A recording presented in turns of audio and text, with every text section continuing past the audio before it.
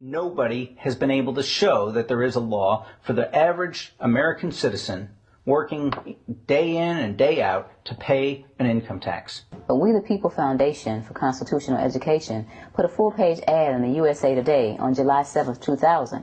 And within the body of that ad was a $50,000 challenge for anyone that could show the law.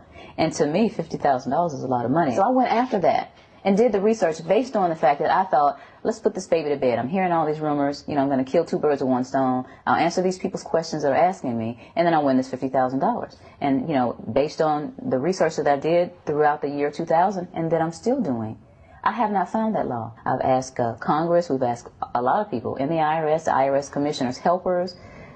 They can't answer, because if they answer, the American people are going to know that this whole thing is a fraud. There is no law. There is no law that requires the average American worker in the private sector to pay a direct, unapportioned tax on their labor and compensation for services. There is no law. I really expected that, of course there's a law that you can point to in the law book, the code, that requires you to file a tax return. Of course there is. Maybe I don't know what it is right then as he was speaking to me, but sure. So naively, I agreed to go off and research it and get back to him. 3.5 months later, I was at that point where I couldn't find the statute that clearly made a person liable, at least not me and most people I know. And I had no choice in my mind except to resign. I had to leave the IRS because I presented evidence that I had accumulated indicating that the agency was violating the law and violating people's rights. And I asked the agency for a response to my sincere concerns.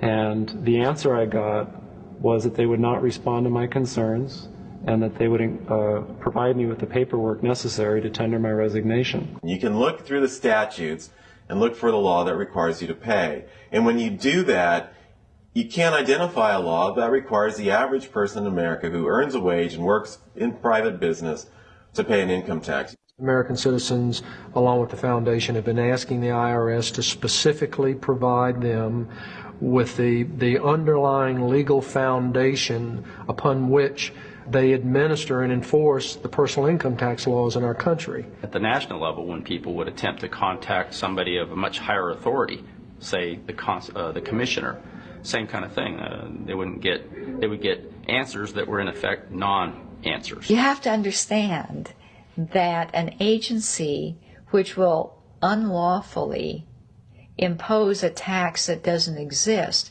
is not going to care. If we the people don't know what our rights are, they're not going to tell us. If Americans just learned that the IRS was actually knowingly deceiving them, that would be enough for them to rise up and put a stop to it. 100% of what is collected is absorbed solely by interest on the federal debt. All individual income tax revenues are gone before 1 nickel is spent on the services taxpayers expect from government. People have been told, that you need this income tax system to fund government, which is absolutely ridiculous. My question is, well, if that's true, how did we fund government from 1776 to 1913? The main purpose of the income tax is not to raise revenue, but to redistribute wealth and to control society. A lot of people might say, well, gee, if there wasn't an income tax, what would happen to education? They don't understand that education is paid for the most part, out of state and local taxes, your property tax. People might say, well, how are we going to build and maintain our highways if there's no money coming into the government? We need our highways. There is a tax on every gallon of gasoline that people buy. Proceeds from the income tax do not pay for highway construction. I believe that in both spirit and substance, our tax system has come to be un-American. Death and taxes may be inevitable, but unjust taxes are not.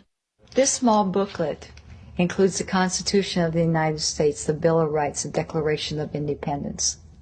This is a document that every citizen should read. It's a document which freed an entire nation. This is the Internal Revenue Code, and this document and the unlawful application of this document by the Internal Revenue Service has enslaved the nation that this document attempted to free.